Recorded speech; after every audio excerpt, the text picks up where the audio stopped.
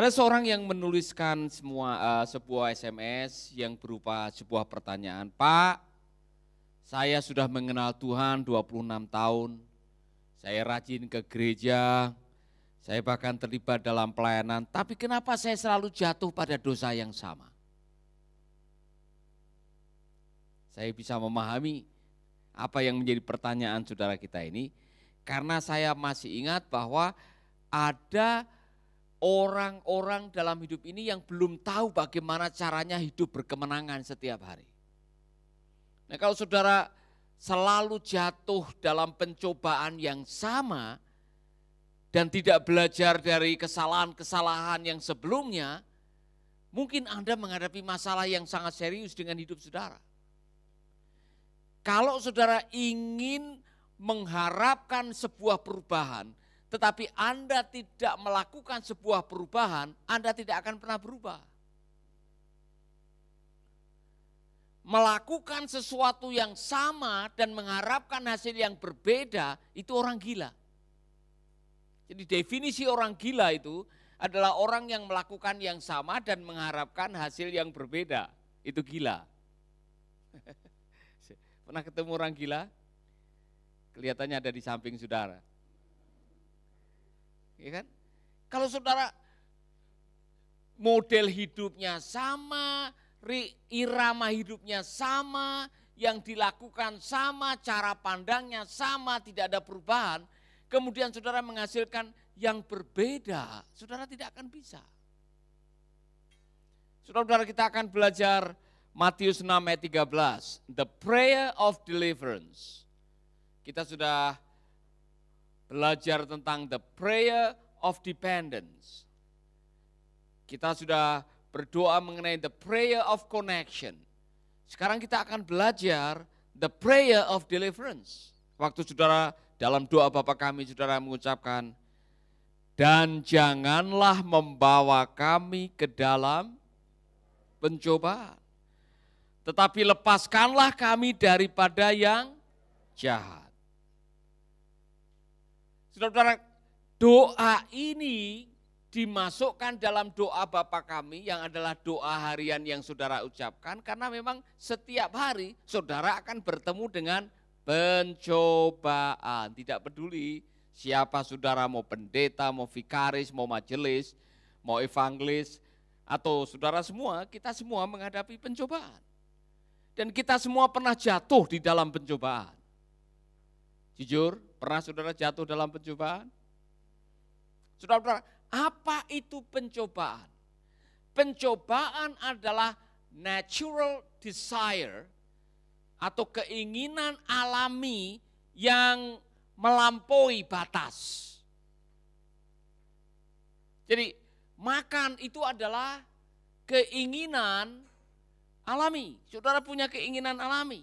Tapi kalau kemudian saudara makan makanannya tetangga, itu melampaui batas. Itu bukan bagian saudara-saudara. Iya kan? Amin. Ingin punya istri, itu keinginan natural. Keingin punya suami, itu adalah natural desire, keinginan yang alami. Tapi kalau kemudian saudara mengambil istri orang, itu sudah melampaui batas. Tidak boleh. Ingin kaya, it's okay. Tapi kalau saudara kemudian ingin kaya dengan mengambil yang bukan menjadi milik saudara, itu namanya out of the border. Saudara sudah melampaui batas, itu tidak boleh. Pencobaan adalah ketika Anda sedang melangkah di jalan yang salah dan saudara tahu itu salah. Hanya demi untuk memenuhi keinginan. Saya mau mengatakan ini, cobaan itu tidak dosa. Katakan kepada teman saudara, cobaan itu tidak dosa. Yang berdosa adalah ketika saudara melakukan pelanggaran firman demi melakukan sesuatu yang untuk memenuhi kebutuhan atau keinginan alami tadi. Saudara-saudara belajar dari memancing. Waktu saudara memasukkan umpan, itu banyak ikan di bawah. Tetapi kenapa tidak semua ikan terpancing? Umpannya salah tidak? Cobaan, umpan. Cobaan itu seperti umpan. apakah saudara makan umpan atau tidak, itu keputusan saudara. Jadi yang berdosa adalah waktu saudara membuat keputusan yang salah, miss the mark. Dosa itu artinya miss the mark. Jadi kita semua akan belajar di sini karena setiap hari kita menghadapi cobaan. Saya punya cobaan, saudara punya cobaan. Baru keluar dari rumah saja saudara sudah ada cobaan. Pas musim mangga, itu di gang itu mangga tetangga lagi berbuah ya kan. Kemudian karena saking banyaknya buahnya sudah pendek-pendek sekali. Saudara naik motor begini bisa.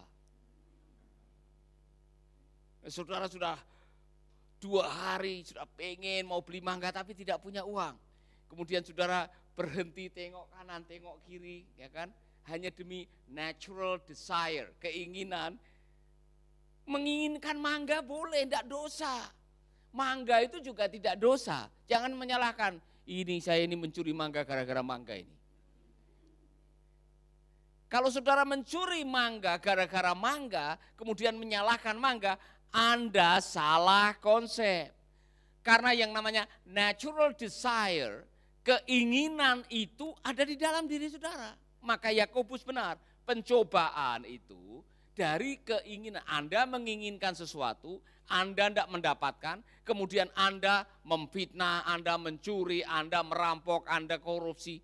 Jadi keinginannya tidak masalah, tapi ketika Anda keluar dari track yang benar, disitulah saudara jatuh. Nah, bagaimana caranya supaya saudara bisa menang setiap hari dari pencobaan? Berjaga-jagalah dan berdoalah supaya kamu jangan jatuh ke dalam pencobaan. Roh memang penurut, tetapi daging lemah. Ini suka dipakai sebagai tameng. Kalau saudara jatuh dalam dosa, hati-hati ya. Waduh Bapak, ini memang roh penurut, tapi ini daging Bapak. Kita masih hidup di dalam daging Bapak. Ya, saudara seperti bersembunyi di balik ayat ini. Saudara tidak tahu bahwa sebelumnya ada berjaga-jagalah. Jadi mau bebas, mau menang atas pencobaan atau tidak tergantung dari keputusan saudara. Jadi saya mau kasih tahu 3 langkah untuk saudara menang atas pencobaan. 3. Identify your vulnerability. Identifikasi titik kelemahan kejatuhan saudara di mana. Maka ajukan beberapa pertanyaan ini. When? Kapan biasanya Anda jatuh? Malam hari? Siang hari? Pagi hari? Kapan? Waktu saudara sedang dalam keadaan emosi, waktu saudara dalam keadaan lemah, waktu saudara dalam keadaan banyak uang. When? Kapan saudara mudah jatuh?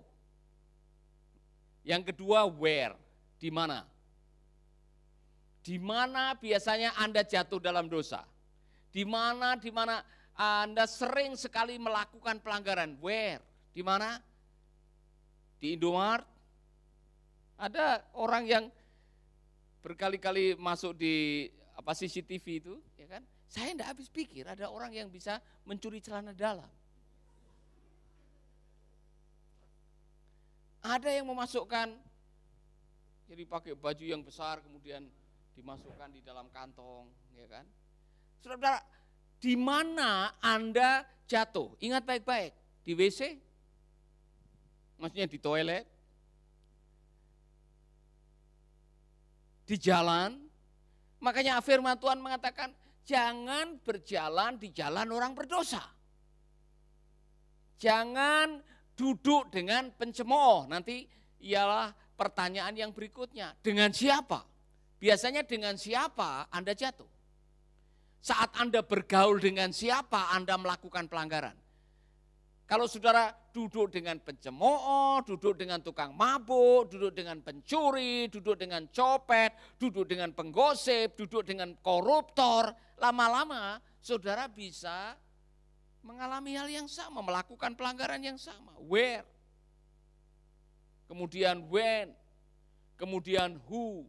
Siapa yang biasanya mengajak saudara pertama kali melakukan sesuatu yang salah. Saya masih ingat Suroso. Kamu yang ngajak saya pertama kali nyuri nangka. Ya kan? Saya enggak berani nyuri nangka, tapi teman-teman ini yang ngajak nyuri nangka. Saya yakin saudara-saudara pernah jatuh karena pergaulan. Ya kan? Ajak main narkoba, ajak main-main perempuan, ajak main-main dengan dosa. Saudara-saudara, dengan siapa biasanya Anda melakukan perbuatan dosa ini? Identify your vulnerability. Saudara paling tahu titik lemah kehidupan saudara. Ya kan? Yang terakhir, what? Apa? Apa yang paling membuat Anda jatuh? Tadi dari pertanyaan tadi, untuk mengidentifikasi kapan, di mana, dengan siapa, apa yang membuat Anda jatuh. Biasanya Anda jatuh di bidang apa? Masalah seksual, pornografi, keuangan, kebohongan, perzinahan, apapun yang membuat Anda selama ini saudara selalu terkapar, tidak bertahan karena saudara tidak punya kekuatan, dan disitulah titik kelemahan. Identifikasi. Semua bilang identifikasi. Saudara tahu titik kelemahan saudara? Saya harap saudara tahu. Titik kejatuhan saudara di mana? Kalau Hawa, titik kejatuhannya di mana?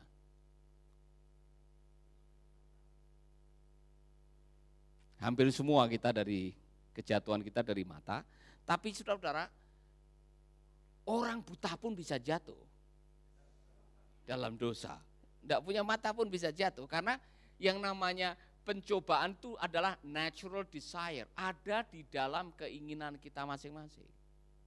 Kita semua bisa jatuh dalam dosa, saya masih bisa jatuh dalam dosa. Tidak ada yang kebal dosa di dunia ini.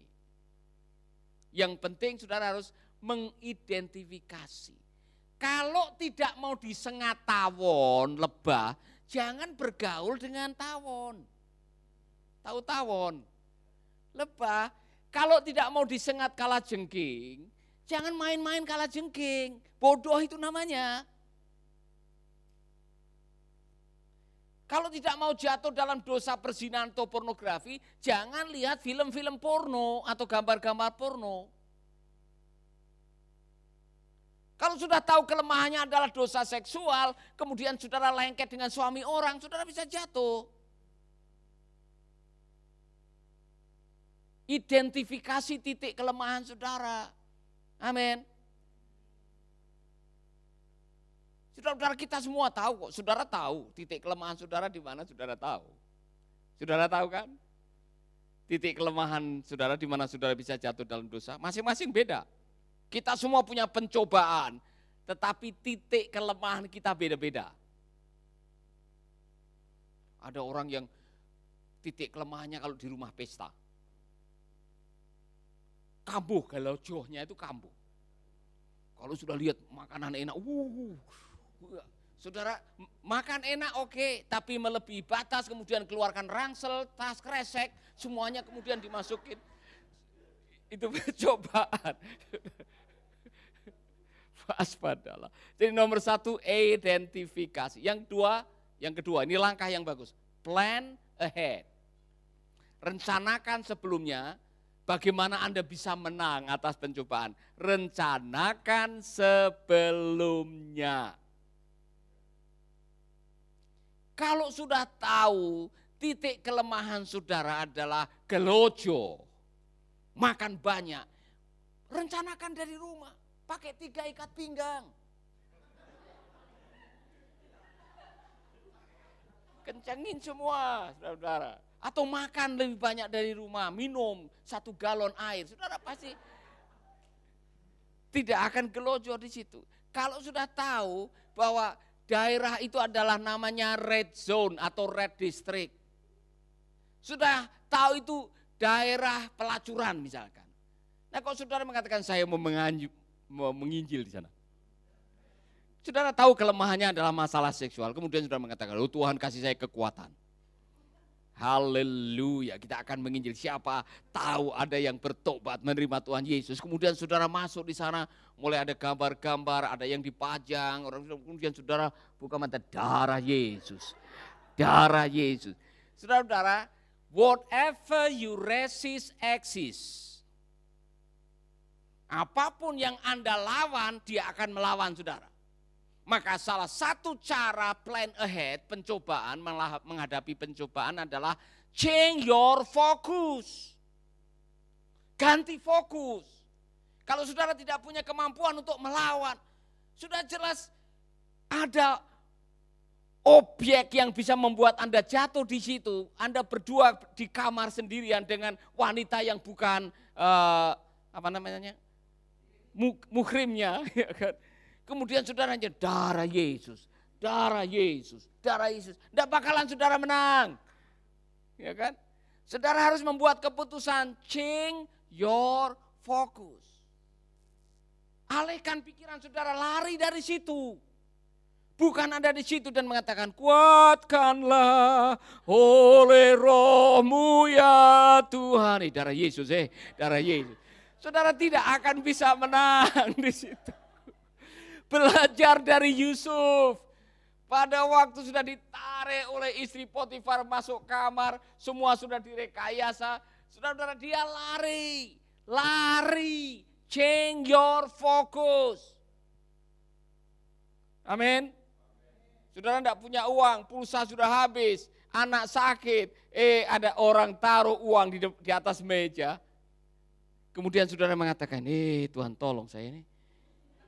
Hai Tuhan, saudara, kalau saudara Tuhan tolong tapi sudah pegang ini barangnya, saudara tidak akan bakal menang.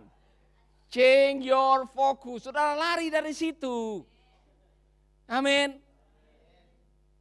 Jangan sampai seperti orang yang minta didoakan. Pak, saya minta didoakan, kenapa? Saya mau berhenti selingkuh. Oh puji Tuhan, tetapi dia tidak mau berhenti Pak.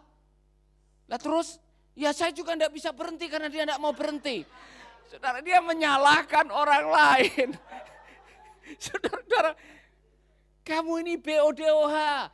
Kamu bisa membuat keputusan, change your focus. Kalau sudah tahu dia membuat kamu berdosa, jangan lagi dengan orang itu. Jangan pergi ke rumahnya. Jangan meladeni SMS-nya. Jangan lihat-lihat fotonya. Jangan cari-cari di mana suaminya. Sudah jelas dia yang membuat kamu jatuh dalam dosa, change your focus. Jadi saudara-saudara dalam hidup ini kalau mau menang, berjaga-jagalah. Artinya apa? Plan ahead. Amin. Maka saya selalu bersyukur setiap kali membaca buku Model Man, Pak Larry Stockstill mengkisahkan mengenai kehebatan almarhum Billy Graham. Setiap kali dia mau mengadakan KKR di berbagai negara, selalu ada manajernya yang mengecek kamarnya. Sebelum Billy Graham datang menginap di hotel itu, kamarnya dicek, ada film porno tidak? Ada channel-channel yang porno atau tidak? Dia bersihkan semua. Kemudian dia selalu meminta salah satu manajernya menginap persis di depan kamarnya. Untuk mengontrol siapa yang keluar masuk. Saudara-saudara supaya dia tidak terjebak. Jadi kalau saudara tahu bahwa kita semua ingin menang dari pencobaan dan kita tahu kelemahan kita apa, plan ahead. Katakan kepada teman saudara, plan ahead. Tahu plan ahead? Bikin rencana sebelumnya. Karena begini saudara-saudara, kalau saudara sudah merencanakan sebelumnya, kalau saya tahu bahwa kejatuhan saya itu biasanya jam 1 malam saat lihat gambar porno misalkan. Jangan lagi jam 1 malam lihat gambar porno, matikan itu internet, buang itu komputer saudara, jangan taruh di situ. Saudara yang harus membuat sebuah perencanaan supaya Anda tidak bisa dijatuhkan. Tapi saya tidak sengaja Pak, saya jatuh. Tidak ada dosa yang tidak disengaja. Saya baru jalan-jalan di pasar Pak, baru kenalan sama dia, tiba-tiba saya mau dibawa dia, kemudian kami jatuh dalam dosa. Tidak ada dosa yang tidak disengaja. Amin. Amin. Setuju ya? Jadi jangan pernah menyalahkan orang, ini gara-gara dia Pak, saya kena gendam. Saya ini bisa jatuh karena saya kena pelet, dia pasti pakai guna-guna. Saudara-saudara jangan cari kambing hitam. Kalau saudara jatuh kemudian saudara menyalahkan orang, saudara tidak pernah belajar dari kejatuhan saudara. Bertobat. Apa dia bilang? Bertobat. Plan ahead. Saya katakan tadi, kalau sudah jelas itu sarang tawon, kok saudara pergi ke sarang tawon tanpa perlindungan, kemudian saudara disengat tawon, jangan salahkan tawonnya. Tahu tawon? Lebah. Amin. Yang ketiga, yang pertama identify your vulnerability. Yang kedua plan ahead, yang ketiga guard your heart. Jagalah hatimu dengan segala kewaspadaan. Semua kejatuhan mulai dari hati yang tidak bersih. Anda mengizinkan pikiran kotor. Anda mengizinkan pikiran yang salah. Anda mengizinkan mindset. Oh, enggak apa-apa. Ada orang yang tanya saya. Langsung belak-belakan. Menurut Bapak selingkuh boleh enggak? Tapi saya enggak cerai loh Pak. Ini orang berpengaruh yang tanya kepada saya. Keluarga saya masih utuh, istri saya bahagia, dia enggak tahu kalau saya selingkuh. Saya bilang, apapun juga situasi setelah selingkuh, mau keluarga bahagia, mau istri tidak tahu, yang namanya selingkuh selingkuh. Jangan pernah diplesetkan selingan indah asal keluarga utuh. Ada orang yang selingkuh itu selingan indah keluarga utuh. Kan saya tidak bercerai Pak, yang berdosa itu kan kalau saya bercerai. Tidak, baca kitab Maleakhi. Allah membenci yang namanya pengkhianatan. Allah membenci yang namanya kekerasan dalam pernikahan. Allah membenci apa yang namanya perceraian. Selingkuh adalah dosa. Oh Pak, tapi 1 dari 2 laki-laki selingkuh Pak. Nah selingkuhnya sama siapa? Pasti sama perempuan kan? Benar tidak? Tidak mungkin Herman selingkuh sama Robert atau siapa. Jadi saudara, saya mau mengatakan tidak usah menggunakan tren, apa pandangan orang, apa opini publik untuk membenarkan kelakuan saudara yang salah. Guard your heart. Oh, tapi sebelah kanan saya melakukan yang sama Pak. Oh, depan korupsi, belakang korupsi, samping kanan kiri, hampir semua Pak korupsi di kantor saya ini, misalkan aja. Nah kalau saya tidak korupsi, saya ketinggalan zaman. Apa kata firman Tuhan? Saudara-saudara, saya mau mengatakan ini, Anda sedang berjalan melawan arus. Sebagai orang percaya, kita harus berdiri di atas kebenaran firman, bukan berdiri di atas suara mayoritas, suara orang banyak. Amin. Oh di tempat ini semua merampok Pak, kalau tidak merampok kita ketinggalan zaman. Saudara-saudara tidak boleh. Kita kemudian mengikuti apa yang menjadi tren orang banyak, suara mayoritas, kemudian kita melanggar kebenaran firman Tuhan. Guard your heart.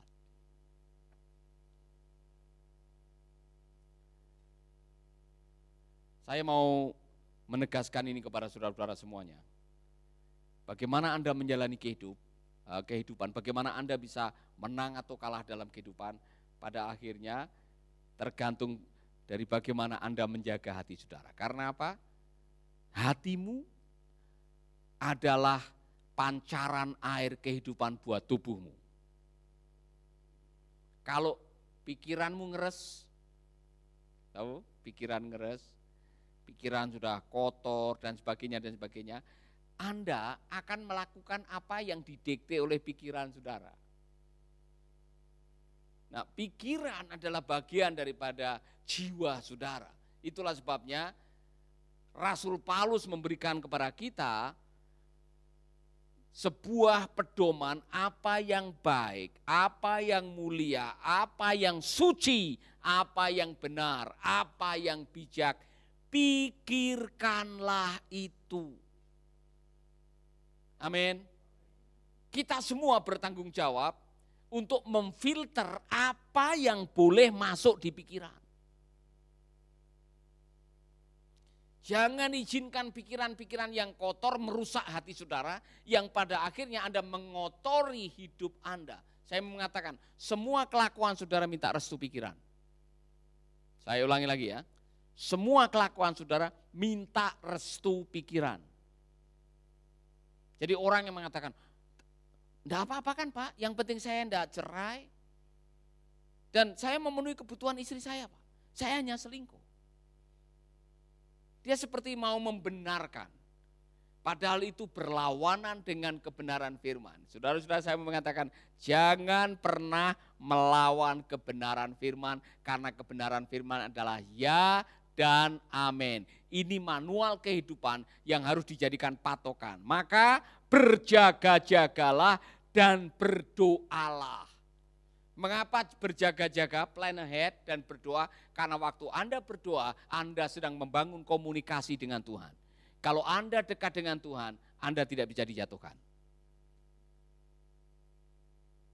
Kalau Anda dekat dengan hati Tuhan, hatimu terhubung dengan hati Tuhan, rohmu terkomunikasi dengan roh Tuhan, Anda tidak bisa dijatuhkan.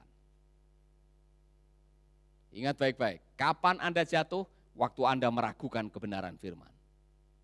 Kapan Anda jatuh? Pada waktu Anda sedang mengalami stres, waktu Anda sedang marah, waktu Anda sedang emosi, waktu sudah sedang lonely.